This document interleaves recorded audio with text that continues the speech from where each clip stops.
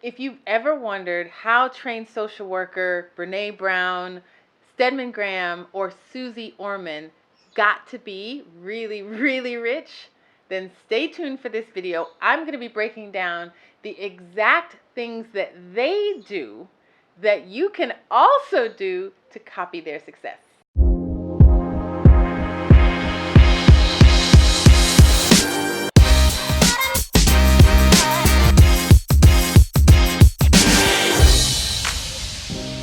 Hi guys, I'm Eva Ford, social worker, mindset mentor, and coach. And on this channel, I help social workers improve their wealth mindsets so they can live their richest lives. And if it's your first time here, go ahead and subscribe and make sure you click the notification bell so that you can be made aware every time I upload new videos, which is every week. Now, there's a far too common belief that social workers don't make a lot of money and can't make a lot of money. Now, I have to admit that over the years, I've seen the conversation around this change a little bit. And the truth is that there are really rich social workers. 3 really rich social workers and people who make a lot of money, who have social work degrees, are Suzy Orman, Stedman Graham, yes, Oprah Stedman, and Brene Brown. If you've ever wondered how they did it, I'm going to break it down for you right now, because here's the thing. They have the exact same social work skills that you do. Now, of course, we know that we're all generally trained in generalist practice at the BSW level. And then when you get into the master's level, you've got some more speciality. But they still have been trained in social work. So they've been able to leverage their skills, and you've got some of those same skills that you can leverage yourself. And so we're going to be talking about it right now. First person we're going to look at is Mr. Stedman Graham. Yes, this is Oprah's boo. Now, I first learned that Stedman had his social work degree when I was at Columbia University myself, and heard that he had gotten his degree in his bachelor's in social work, and then he went on to get his master's in education. Go Stedman. Many people think that Mr. Graham got his fame because of his famous partner, Oprah Winfrey. That's actually not true. He was actually a very successful business person before they even met. So one thing that Mr. Graham did is that he got in front of his passion. You're going to want to get in front of or behind your passion or your cause as well. And what I mean by that is this. Mr. Graham often talks about how when he was growing up, he really didn't have the kinds of role models or the type of role models that he felt he needed for him. And so he had to go looking for this for himself, and he had to seek out mentors.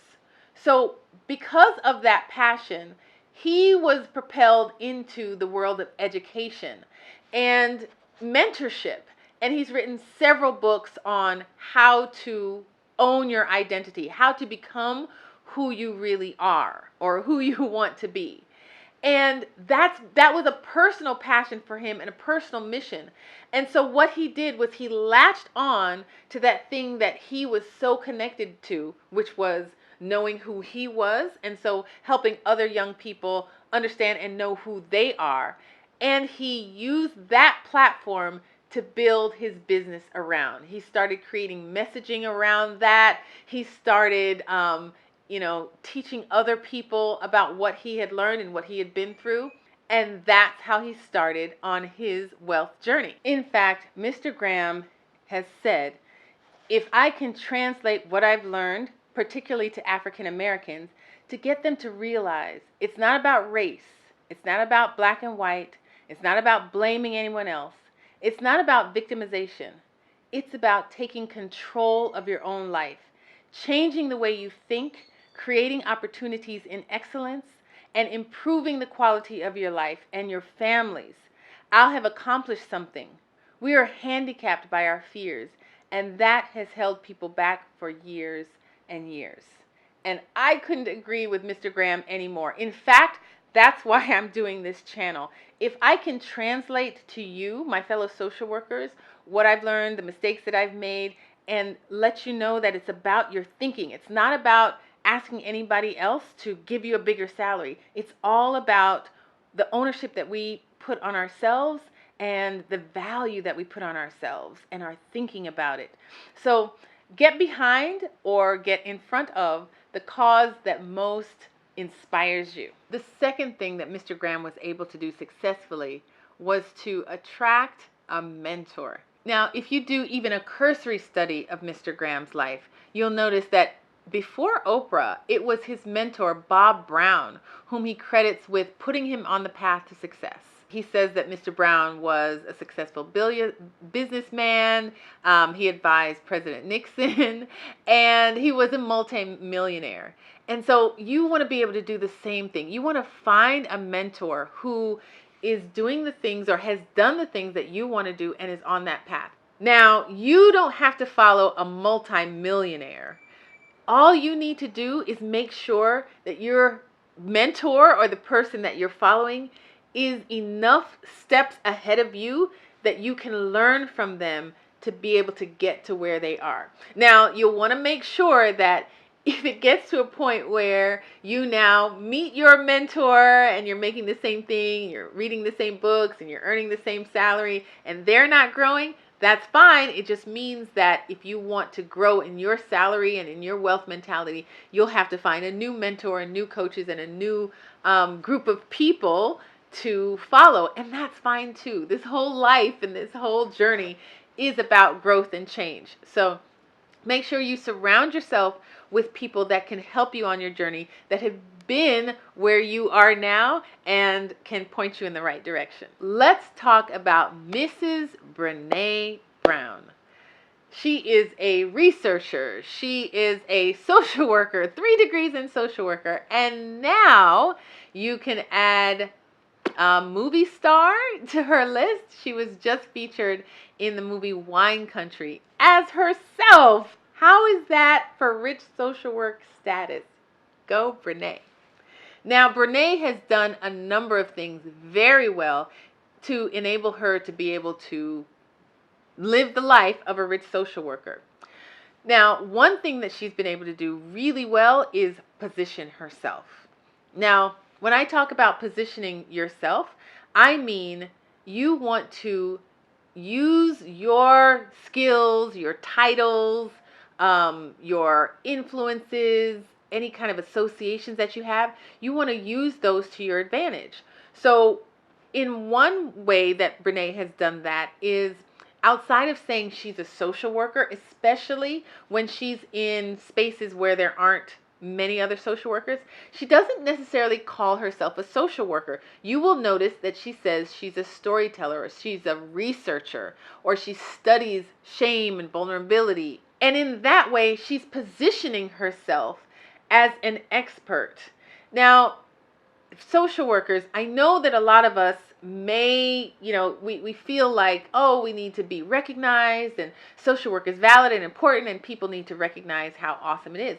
And yes, I get it. I agree with you. I'm not saying don't say you're a social worker under any circumstances. But what I am saying is if you want to be perceived as an expert, if you want to be paid on a rich social work boss level, you're going to have to speak in the language that your potential audience, your potential clients, your potential customers, the people that are going to pay you money, you need to use the language that they already know and already respect and already understand. So it's not that Brene ever denies being a social worker in these arenas, but that's not what she leads with. That's not how she positions herself. If I wanted to position myself as maybe an intellectual, I might talk about the Ivy League school I went to, or the degree, that I got, the area of study that I went into, because it's prestigious and people associate that with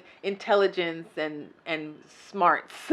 So if I wanted to position myself, or if I wanted to appear as someone who had a lot of international experience, I might talk about the places I've traveled and lived. I currently live in Jamaica now. I've lived in Taiwan. I might say that I speak 3 languages. I lived in Costa Rica for a few months, and I speak Spanish and Mandarin Chinese because I lived there for a little while too. So it's about positioning. I don't say those things unless positioning. It's going to position me to look a certain way in a certain light. It doesn't mean that I'm not still a social worker. It doesn't mean that I, have forgotten those other things that make me special, but I'm leveraging my experiences and my skills to make sure that I can charge what I want to charge when it's time to do that. And you can do the same thing. The next thing that Brene has done to live this rich social work life is she has created products and services, and she sells them. Now, what do I mean by that? If you follow Brene Brown, you know that she has several books. And her books, I know many people write books, but what she's done with her products, these books, is that she has made them accessible to the mainstream. So many researchers, you'll know because you're a social worker, many researchers put their research in research journals, which is fine. But what Brene has done is she's taking it out of the academic realm and she's put it into the mainstream realm. So she's created a product in that way. If you go on her website, brenebrown.com, you'll also see that she's created courses, which in and of themselves are also packages. She has positioned herself as a speaker as well, which is a service as well. So she's created these products and services, and in all of these different cases, she is able to charge for whichever product or service is in demand at that point. And now, being a movie star, that's another product or service. I guess she's her own product now, that she can also leverage to make more money. So follow her example if you want to get really rich. Now, the next thing that Brene has done really well, it goes along with what we said earlier about positioning, where she positions herself as a researcher and as a storyteller, but she also positioned herself with Oprah very successfully. Now, I mentioned in another video that if you want to be perceived as an expert, you want to be seen with experts. And Brene has been on Oprah a few times. She's got pictures with her. She's doing a course with her. She's been on the masterclass with her. And so, Super Soul Sunday with her. And so she has positioned herself as someone who rubs shoulders with Oprah. And if you've never heard of the Oprah effect, look it up. It's a real thing. And it just means that anybody who kind of gets close enough to Oprah to rub shoulders with her and has a product or service of their own, they kind of blow up and they're kind of seen as a really huge deal. So Brene has been able to position herself aligned with Oprah in a really, really successful way. So that's one thing. You may not have an Oprah, but you may have another really influential person who you can get close to, get in proximity to, and position yourself next to. If that person doesn't have to be rich and famous, but they do need to help you look and leverage, look as successful as you want to look, or look at least as successful as they are, and leverage your expertise and your success as well. All right, the sixth thing that Brene has done really, really, really well is she has been totally relatable. If you notice, Brene has this way of speaking and talking that makes you think she's your friend. She makes you think that she's really talking to you. And that is a skill. Now, ideally, you would have learned a lot about that in school as a social worker. So for some of us, it comes more naturally than for others. But it is a skill, whether or not it comes naturally to you or not. I recently watched Brene's her Netflix special. But also she does it in her TED Talks. She doesn't seem to skip a beat. She doesn't say like I'm doing right now. And she seems to be just so relatable, that friend that you wish you had, or that friend that you actually have, that best friend, that's somebody that you can talk to, that's non-judgmental. So if this is something that you don't have, or something that you would like to learn more about, or learn how to do more, you absolutely can. You can learn how to be more natural, how to be perceived as more accommodating to others. I don't know that accommodating is the right word, guys, but that's the word I'm using. More approachable. I think that's the word that I'm looking for. You can learn how to do this as well and learn how to deepen your skills. Let me know in the comments if that's a skill that you think is worthwhile learning more about, or if you do it really well, or what you think about that. Do you think being relatable has helped Brene on her rich social work journey? I do, but I'm happy to hear your comments as well. Now, let's talk about Suzy Orman. Now, I know a lot of people don't consider Suzy Orman a social worker because, and she admits, she's actually never worked as a trained social worker. She got her degree in social work, but she was working with Merrill Lynch as soon as she graduated. So here's the thing about Suzy Orman, though, because she's used her social work skills and she said publicly that it's her social work skills that have helped her to become the household name that she is today. And one of the things that she did was she educated herself. And this is one of the things that we learn in social work school as well. We learn how to get more information. We learn how to use our resources, and we learn how to use knowledge to help us when we have gaps in understanding anything ourselves. And so Suzy wanted to learn more about money. And so what she did was she literally put herself in the trenches of Merrill Lynch, and she educated herself. She educated herself about investing. She educated herself as a broker. She educated herself in terms of, wealth and money and how people did it. And you can do the same thing. You have those same skills. It's just that Suzy chose to focus her skills in this education in the way of money, where most of us as trained social workers, we are encouraged to focus our skills in the way of child welfare and in the way of human rights and ethics, which is all wonderful and well and good. But if we're interested in the money, we've got to be willing to educate ourselves on that topic as well. So follow Suzy's example. All right, the next thing that Suzy did was she got out of her comfort zone. She was actually working as a waitress before, and there were people in her life, no one in her life had reached the level of success that she had before. So even though she said she knew nothing about math or numbers and it was really uncomfortable for her, she still got out of her comfort zone, put herself in the seat at Merrill Lynch, and she learned the ropes. She learned what she needed to learn to be able to be where she wanted to be.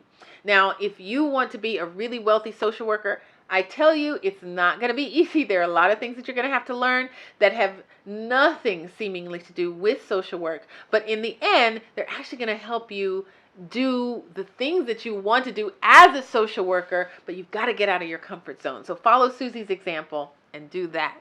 All right, another thing that Suzy Orman did was she just never gave up. Now, I don't know about you, but sometimes if I'm trying something new and I don't like it, it doesn't feel good, it doesn't feel comfortable, I'll just stop and try something else. And if it's not going to make a big deal to you in 5, 10, or 100 years, fine. Feel free, give up, try something else. But what Suzy did, she was so fixated on this idea of having more money, more income, and not being stuck in that, poverty or middle class where she's always working and sweating. And so what she did was she just kept going. Every time she met an obstacle, she kept going. Every time she felt like a failure, she just kept going. Even when she was not the number one salesperson or person in her organization, she just kept going. She kept learning, she kept growing, she kept reading, and she never gave up.